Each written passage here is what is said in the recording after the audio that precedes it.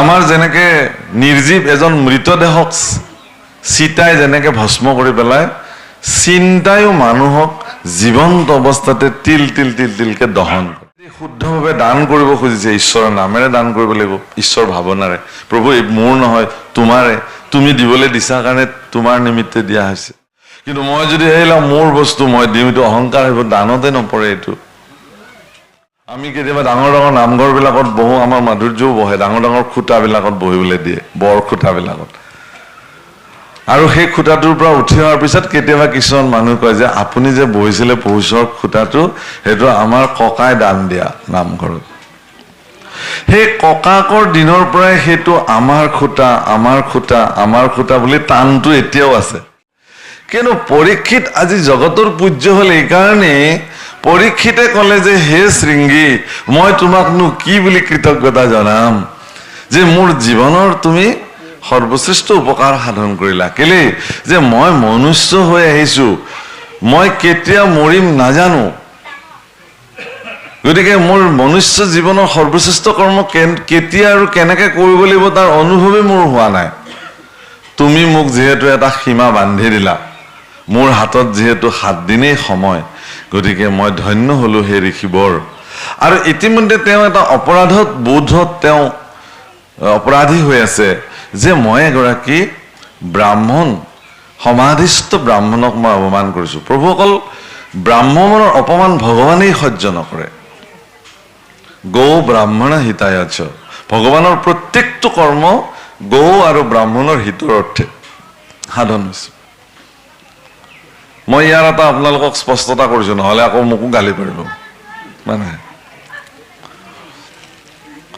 ভগৱান শ্ৰী ৰামচন্দ্ৰ যেতিয়া সৰভংগ ঋষিৰ আশ্ৰমলৈকে গৈছিল দণ্ডকাৰণ্যত, সেই সময়ত মহৰ্ষি সৰভংগ ঋষিৰ মানে শৰীৰটোহে এনেই পৃথিৱীত আছে। সৰভংগ ঋষিৰ এক নোম ব্ৰহ্মৰ লগত বিলীন হৈ আছে। ইমান পবিত্ৰ এগৰাকী ব্ৰহ্ম ঋষি। সৰভংগ ঋষিৰ সাধনা আৰু তপস্যা দেখি ইন্দ্ৰ প্ৰতিদিন ৰথেৰে নিজে আহি সৰভংগ ঋষিৰ চৰণত প্ৰণিপাত জনায়। দেৱৰাজ ইন্দ্ৰই কয় যে হে ঋষিবৰ, মই আপোনাক স্বৰ্গলৈ নিবৰ কাৰণে বিমান লৈ আহিছো। সৰভংগ ঋষিয়ে কয় এতিয়া নাযাওঁ, মই যেতিয়া যাম কম। সদায় ইন্দ্ৰ আহে সৰভংগ ঋষিৰ আশ্ৰমলৈকে, সদায় ইন্দ্ৰ বিমুখ হৈ গুচি যায়। সৰভংগ ঋষিয়ে জানে, ত্ৰিকালজ্ঞ সৰভংগ ঋষিয়ে জানে যে এদিন বৈকুণ্ঠপতি শ্ৰী নাৰায়ণ এইখন ধৰাধামতে শ্ৰীৰাম ৰূপে কৌশল্যাত জাত হ'ব, আৰু সেই শ্ৰীৰাম সশৰীৰে মোৰ আশ্ৰমলৈকে আহিব, আৰু মোৰ এই মনুষ্য দেহৰ চক্ষুৰে স্বচক্ষে প্ৰভুৰ শৰীৰ দৰ্শন কৰিম, শ্ৰীচৰণৰ ৰজ মই শিৰত তুলি ল'ম, সেইদিনাখন মোৰ জীৱন ধন্য হৈ যাব। সেই দিনটোলৈ তেওঁ বাট চাই থাকে। আৰু প্ৰভু ৰামচন্দ্ৰ সেইদিনাখন প্ৰৱেশ কৰিছে সৰভংগ ঋষিৰ আশ্ৰমত। তেওঁলোকে মা জানকী, অনুজ লক্ষ্মণ আৰু শ্ৰীৰাম, হেন সময়তে ইন্দ্ৰৰ ৰথ আহি তাত মানে ৰৈছে। ইন্দ্ৰৰ ৰথ আহি ৰোৱাৰ কাৰণে ৰামচন্দ্ৰ দুৱাৰ মুখতে ৰৈ দিছে। লক্ষ্মণে সুধিছে কিহৰ কাৰণে আমি ইয়াতে ৰৈ দিলো? বোলে ইন্দ্ৰ আহিছে, ইন্দ্ৰৰ আগতে যাওক, তাৰপিছত। লক্ষ্মণে বুজি নাপালে। পৰৱৰ্তী কথা চৰ্চা হৈছে কিহৰ কাৰণে, যে আপোনালোকে জানে যে প্ৰভু ৰাম মৰ্যাদাৰ নিৰ্বাহক, সেইকাৰণে তেওঁৰ আন এটা নাম হ'ল মৰ্যাদা পুৰুষোত্তম, মৰ্যাদা পুৰুষোত্তম বুলি কয়। মৰ্যাদাৰ নিৰ্বাহন কৰাৰ চূড়ান্ত মানে প্ৰতিমূৰ্তি ৰাম। ৰামচন্দ্ৰই যিদিনাখনলৈকে ৰাৱণ বধ কৰা নাই, সিদিনাখনলৈকে তেওঁ লোকক দেখুওৱা নাই যে তেওঁৱে স্বয়ং ঈশ্বৰ। তেওঁ সাধাৰণ মানুহৰ নিচিনাকে আছে। কিন্তু আজি যদি তেওঁ ইন্দ্ৰৰ মুখামুখি হৈ যায়, ইন্দ্ৰইটো চিনি পাব যে এইজনে পৰম ব্ৰহ্ম ৰাম ৰূপে আহিছে, তেতিয়া ইন্দ্ৰই তেওঁক প্ৰণিপাত জনাব। আৰু ইন্দ্ৰই তেওঁক প্ৰণিপাত জনালে পৃথিৱীত এই কথা নিৰ্ণয় হৈ যাব যে স্বয়ং পৰম ব্ৰহ্মই শ্ৰীৰাম ৰূপে আহিছে, যিটো প্ৰভু ৰামচন্দ্ৰই নিবিচাৰে। তো সৰভংগ ঋষি আশ্ৰমৰ পৰা ইন্দ্ৰ গুচি গ'ল আৰু তেওঁ প্ৰৱেশ কৰিলে। এনেকে প্ৰত্যেক ঋষিৰ আশ্ৰমে আশ্ৰমে প্ৰভু ৰাম গৈছে, আৰু প্ৰত্যেকখন আশ্ৰমতে প্ৰভু ৰামচন্দ্ৰে এটা বিশেষ দৃশ্য দেখিছে। সেই দৃশ্যটো কি, যে মানুহৰ হাড় লাওখলা গৰুৰ হাড় মুণ্ডৰ পাহাৰৰ নিচিনা দম প্ৰভু ৰামে সুধিছে এইবিলাক কিহৰ এনেকুৱা তেতিয়া ঋষিসকলে ৰামচন্দ্ৰক কৈছে যে হে প্ৰভু এই মাৰিচ আৰু সুবাহু নামৰ দুজন নিশাচৰৰ নেতৃত্বত 60 সহস্ৰাধিক নিশাচৰ এক জাক হৈ আহে আৰু আমাৰ আশ্ৰমবিলাকত প্ৰৱেশ কৰি এই ব্ৰাহ্মণসকলক তেওঁলোকে ভক্ষণ কৰে খায় মাৰে আৰু গৌবিলাক বধ কৰে আৰু গৌ মাংস তেওঁলোকে ভক্ষণ কৰে নিশাচৰবিলাক আৰু তাৰে হাড় মুণ্ডবিলাক এনেকে তেওঁলোকে জমা কৰি ৰাখে ইয়াত তেওঁলোকে ৰাখিছে এইবিলাক কিহৰ কাৰণে আমি যেতিয়া যজ্ঞ কৰিম যজ্ঞৰ ঠিক পূৰ্ণাহুতিৰ সময়ত এই হাড় মুণ্ডবিলাক আনি যজ্ঞ কুণ্ডত তেওঁলোকে পেলাই দি আমাৰ সাধনা বিনষ্ট কৰে এই কথা শুনাৰ লগে লগে প্ৰভু ৰামচন্দ্ৰই হাতত ধনুখন তুলি ল'লে আৰু প্ৰতিজ্ঞা কৰিলে যে মোৰ জন্মই হৈছে গৌ আৰু ব্ৰাহ্মণৰ হিতৰ অৰ্থে বাৰে বাৰে মই পৃথিৱীলৈকে আহোঁ গতিকে মই আজি প্ৰতিজ্ঞা কৰিলোঁ যে এই বসুন্ধৰাক মই নিশাচৰৰ পৰা মুক্ত কৰিম যেতিয়ালৈকে মুক্ত নকৰোঁ তেতিয়ালৈকে শান্ত হৈ নাথাকোঁ ইয়াৰো বহুত ধুনীয়া কাহিনী আছে সীতা দেৱীয়ে প্ৰশ্ন কৰিছে যে আপোনাকনো নিশাচৰবিলাকে কি এনে জগৰ লগালে কি এনে শত্ৰুতা কৰিলে যে আপুনি নিশাচৰবিলাকক বধ কৰাৰ সংকল্প ল'লে আপোনাৰ সংগ দোষৰ কাৰণে এইটো হ'ল বুলি কৈছে জানকীয়ে ৰামচন্দ্ৰক প্ৰবচন দিছে প্ৰভু কল্পনত সংগ দোষত কেনেকে মানুহ নষ্ট হয় তিনিটা বিশেষ দোষৰ কাৰণে মানুহ স্খলন হয় এইবোৰ কথা বৰ্ণন কৰিছে মই প্ৰসংগ নহয় কাৰণে আজি সিফালে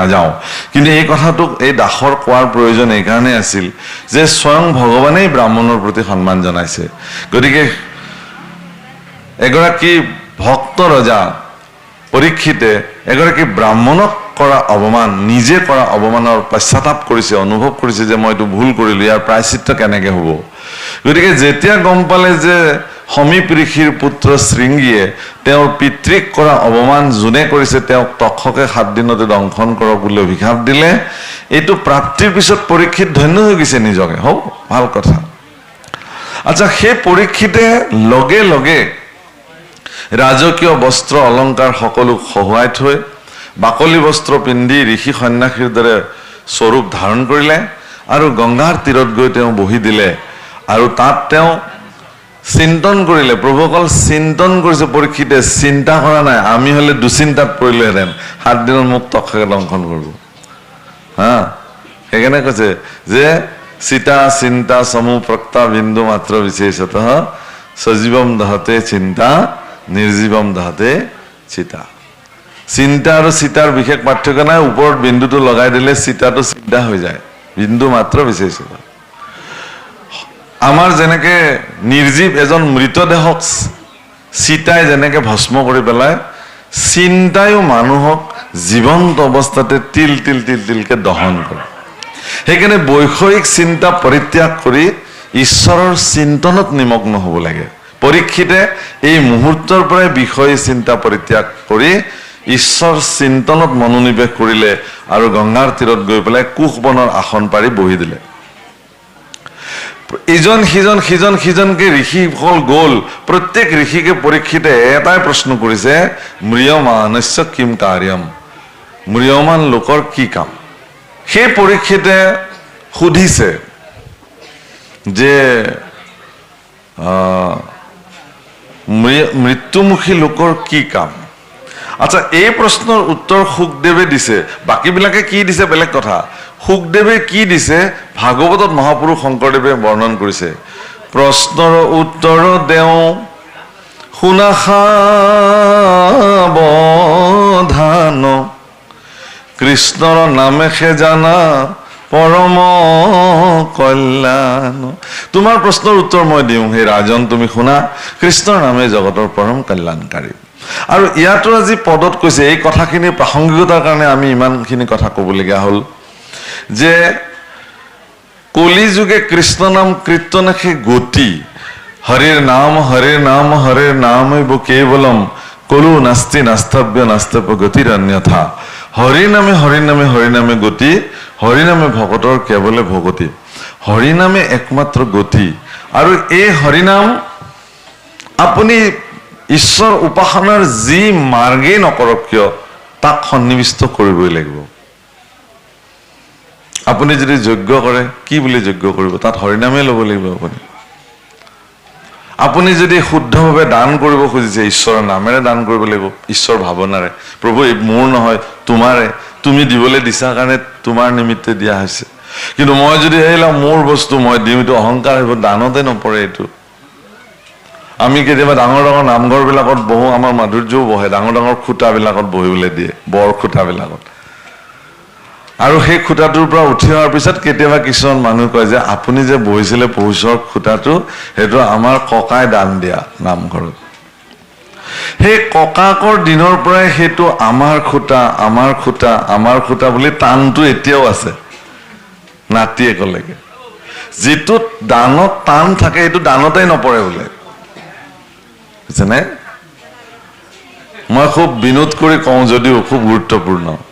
আমি এবাৰ নামঘৰৰ চিলিং ফেনৰ কাৰণে এজন মানুহ ওচৰত গ'লো। তেওঁ ক'লে বোলে মই ইয়াতকেও দামী বস্তু দিম, কিন্তু চিলিং ফেন মই দান নিদিওঁ। বোলে কেলে? আমি জানিবলৈ মন গ'ল কি কাৰণত চিলিং ফেন নিদিয়ে আপুনি। বোলে তাৰে পাখীখনততো মোৰ নামটো দাতা হিচাপে লিখা থাকিব, সেইখন ঘূৰি থাকিলে কোনে দেখিব সেইখন যে মই দিছিলোঁ? অন্তত মই দান যে দিছো এই কথাটো মানুহ গম পাব লাগিব। আপোনালোকে এইখন চুইচ দি ঘূৰাই থৈ দিব, মই ঘূৰি থাকিম তাতে 14 পুৰুষলৈকে। কোনোবা এজনে বোলে 3খন পাখীত বাপেকৰো নাম লিখিলে, নিজৰ নামটো লিখিলে, পুতেকৰ নামটো লিখিলে। এটাৰ নাম বোলে ৰামলাল, এটাৰ নাম শ্যামলাল, এটাৰ নাম হৰিলাল। ফেন চুইচ দিলে নাম কৰে ৰামলাল, শ্যামলাল, হৰিলাল, ৰাম ৰাম ফেন ঘূৰি থাকে, বুজিছে নাই? এই দানৰ মহিমা। তো গতিকে সেই কথাটো কি যে দান তেনেকুৱা বস্তু নহয়। বাৰু যিয়ে নহওক, কলি যুগত হৰিনাম শ্ৰেষ্ঠ। আপুনি দান দিলেও ঈশ্বৰৰ নামেৰে দিয়ক, সমৰ্পিত মনোবৃত্তিৰে দিয়ক। তীৰ্থ ভ্ৰমণ কৰিব, ইও ভগৱানক প্ৰাপ্তিৰ এক মাধ্যম হ'ব পাৰে। ঈশ্বৰৰ নাম চিন্তনেৰে তীৰ্থ ভ্ৰমণ কৰক।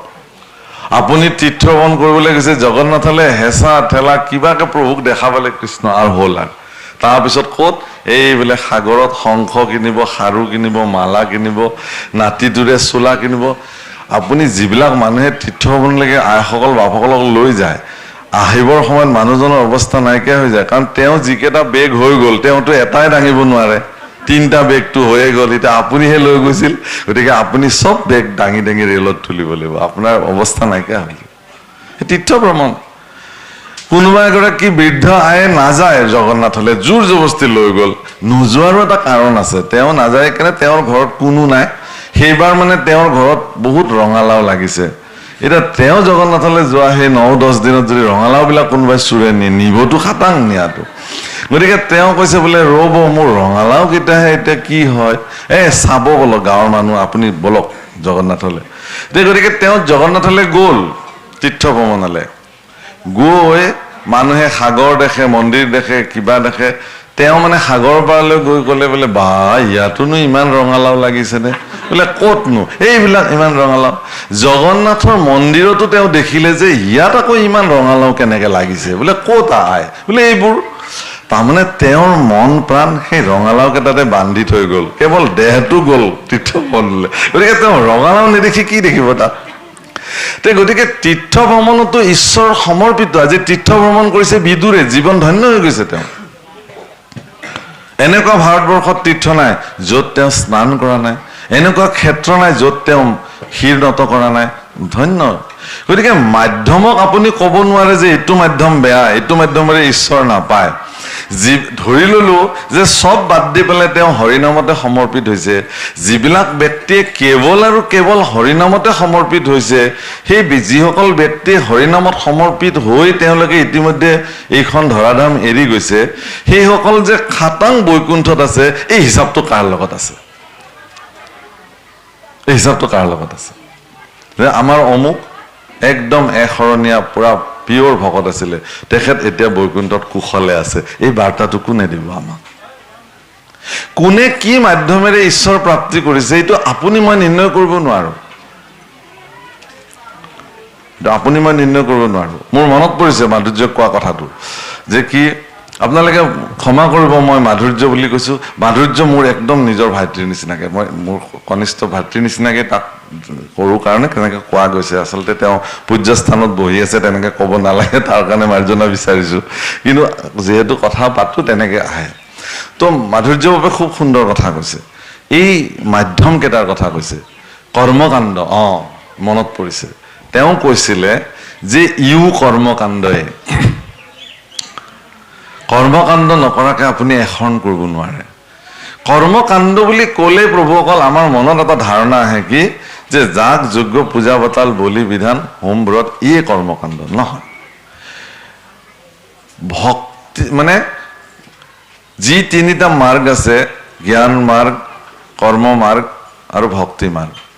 জ্ঞান মাৰ্গত প্ৰতিষ্ঠিত হৈ থাকিবৰ কাৰণে যিখিনি কাম কৰা হয় সেইখিনি জ্ঞান মাৰ্গীয় কৰ্মকাণ্ড। মই মুকলি কৰিছো বিষয়টো, তেওঁ কৈ যোৱা কথাখিনি। যদি কিবা কথাত নহয় মাধুৰ্য ক'ব আপোনালোকক। জ্ঞান মাৰ্গত প্ৰতিষ্ঠা হৈ থাকিবৰ কাৰণে মোৰ যিখিনি পুৰুষাৰ্থ মই কৰিম জ্ঞান মাৰ্গত, সেইখিনি কৰ্মকাণ্ড বোলে, সেইখিনি জ্ঞান মাৰ্গীয় কৰ্মকাণ্ড। কৰ্মকাণ্ডত পুৰুষাৰ্থ সাধন কৰিবৰ কাৰণে মই যিখিনি কৰ্ম কৰিম সেইখিনি কৰ্মকাণ্ডীয় কৰ্মকাণ্ড। ভক্তি মাৰ্গত প্ৰতিষ্ঠা হৈ থাকিবৰ কাৰণে, ভক্তি মাৰ্গেৰে মই নিজৰ পুৰুষাৰ্থ সাধন কৰিবৰ কাৰণে যিখিনি মই নিয়ম নীতি আচাৰ ব্যৱহাৰ পালন কৰিম সেইখিনি ভক্তি মাৰ্গীয় কৰ্মকাণ্ড। বুজিনে কথাটো? এতিয়া কৰ্মকাণ্ড বুলি ক'লে আপুনি ইমান সহজ বুলি নাভাবিব আকৌ। কৰ্মকাণ্ড পালন কৰাটো ইমান সহজ নহয়। গীতাত কৈছে যে যিজনে কৰ্ম ফল জীৱনৰ পৰা পৰিত্যাগ কৰিব পাৰিছে সমূলঞ্চে, তেওঁ বিশিষ্ট কৰ্মকাণ্ডী।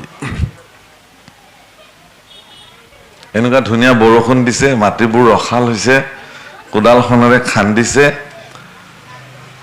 জিকা দিলে, লাওৰ গুটি এটা দিলে, দিয়ে ধামধুম বাঁহ দি এখন হেদালি বনাই দিলে। দি হেদালিখন চাই চাই আপুনি এখন ছবি দেখিছে। জিকা এনেকে বগাইছে, লোমালোমে জিকা লাগিব, আপুনি সেই জিকা বজাৰত বিক্ৰী কৰিব, জোঁৱাইক দিব, আলহীক দিব, নিজেও খাব। ইতিমধ্যে জিকাৰ গুটি মাটিয়ে ভালকে লগে লগা নাই, কিন্তু আপোনাৰ একদম পৰিকল্পনা শেষ। কিমান দীঘল দীঘল জিকা হ'ব, কিমান সোৱাদ হ'ব, হয়নে? আমি ক'ত কৰ্মফল ত্যাগ কৰিব পাৰিছো? জিকাৰ গুটি মাটি এতিয়াও লগে লগা নাই, আমি ফল বাঞ্ছা কৰি শেষ কৰি দিলো, বিলায়ো শেষ হ'ল, খায়ো হজম হ'ল, অথচ জিকাৰ গুটি আৰু মাটি এতিয়ালৈকে লগে লগা নাই, অংকুৰণ হ'বলৈ আছে। এটা বিৰাট সংগ্ৰাম কৰি মাটি ফুটি দুপাত হৈ ওলাব কেইদিনমান পিছত। তাৰ আগত আপোনাৰ কৰ্মফল ভোগ কৰা শেষ। পাৰিব জানো? কোন আছে? আছে, নাই বুলি নকওঁ। এতিয়াও তেনেকুৱা ব্যক্তি জগতত আছে যিসকলে কোনো কৰ্মফল বাঞ্ছা নকৰে। তাহলে কৰ্মকাণ্ডী, বিশিষ্ট কৰ্মকাণ্ডী তেওঁলোক। এতিয়া জ্ঞান মাৰ্গ বুলি ক'লে কি বুজে আপুনি? জ্ঞান মাৰ্গ, ভক্তি লাগে আমাক, জ্ঞান নালাগে। ঠিক আছে, জ্ঞান মাৰ্গৰ কথা শুনক। শুকদেৱৰ জন্ম যেতিয়া হ'ল, তেওঁৰ জন্মীয় বয়স 16 বছৰ। 16 বছৰ আছিল নহয় নে 12 বছৰ? 16 বছৰ আছিল। 16 বছৰ তেওঁ গৰ্ভতে আছিলে। এইকাৰণে আছিলে, তেওঁ জানে যে পৃথিৱীত গ'লেই মায়াৰ আচ্ছাদনত আহিব লাগিব, মই নাযাওঁ। ভগৱানে ক'লে যে তুমি প্ৰকৃতিৰ বিৰুদ্ধাচৰণ কৰিব নোৱাৰিবা। বোলে প্ৰভু, তেতিয়াহ'লে মই যিখিনি সময়ত উপজিম, মায়া যাতে সেইখিনি সময়ত সক্ৰিয় হৈ নাথাকে। শুকদেৱৰ জন্মৰ বিশিষ্ট কথাটো এইটোৱেই, বিশেষত্বতা এইটো বিলক্ষণ, আচলতে বিলক্ষণ বুলি কয় ইয়াক। যি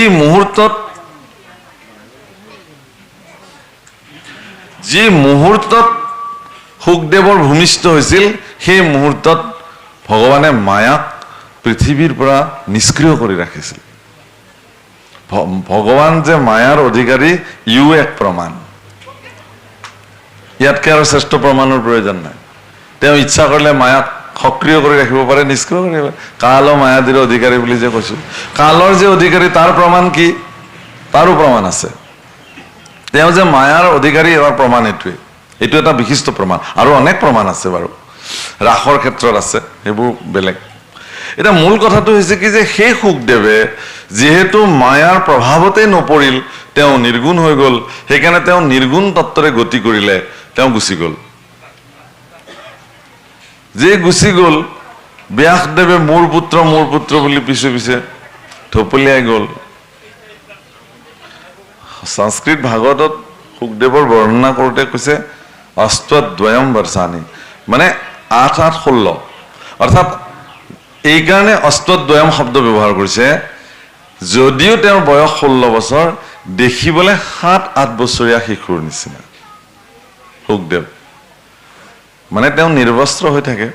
আজি সৰু ল'ৰা এটা 7-8 বছৰীয়া ল'ৰা এটা যদি সমাজত কাপোৰ কানি নিপিন্ধাকে ঘূৰি ফুৰে, কোনে মন দিব তাৰ প্ৰতি? কাৰো একো ভাৱনা জাগৃত নহয়, সৰু ল'ৰা কিবা কাৰণত আছে আৰু ফুৰিছে।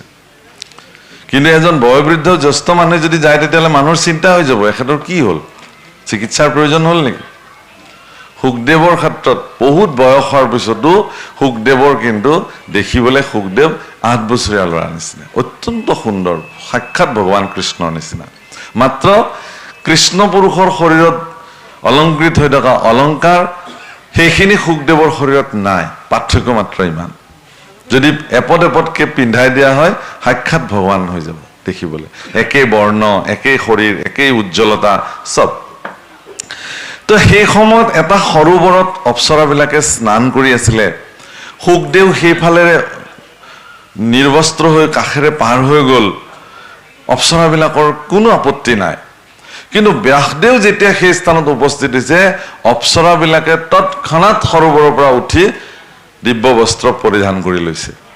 ব্যাসদেৱে এই দৃশ্য দেখি কৈছে যে কি তোমালোকে মোক কি বুলি ভাবিলা? তাৰমানে মই কি তোমালোকৰ নিৰ্বস্ত্ৰ শৰীৰ চাবলৈ ইয়াত অহা বুলি ভাবিছা নেকি? মোৰ নিচিনা এগৰাকী সাধক?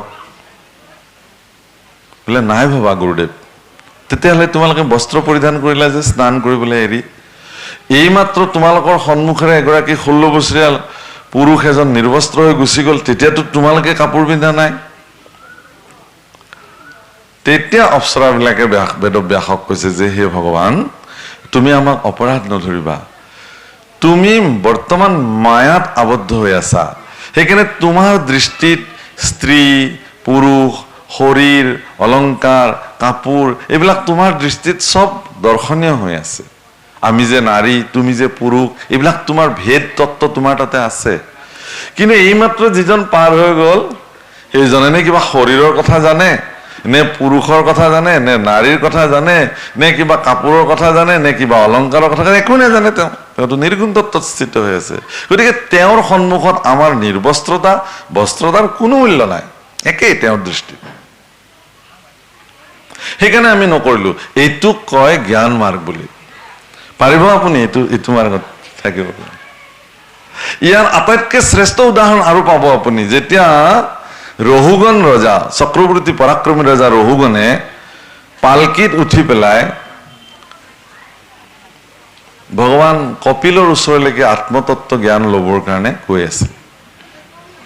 দেখিলে যে ৰাস্তাতে এটা একদম হাত্তা কাট্টা মানুহ এটা এনেই খোজকাঢ়ি গৈ আছে। এই ইয়াকো ইয়াকো পালকিখন ল'বলৈ দে। সেইজন কোন আছিলে? সেইজন পৰম সাধক জ্বৰ ভৰত আছিলে, যি আগৰ 2টা জন্মত, এটাততো তেওঁ ৰজাই আছিলে, যাৰ নামেৰে ভাৰতবৰ্ষ, হৰিণৰ মোহত পৰি মৃত্যু হ'ল কাৰণে পৰৱৰ্তী হৰিণ জন্ম প্ৰাপ্তি হ'ল, আৰু তাৰ পিছত তেওঁ আকৌ অনুশোচনাত দগ্ধ হৈ পেলাই পিছত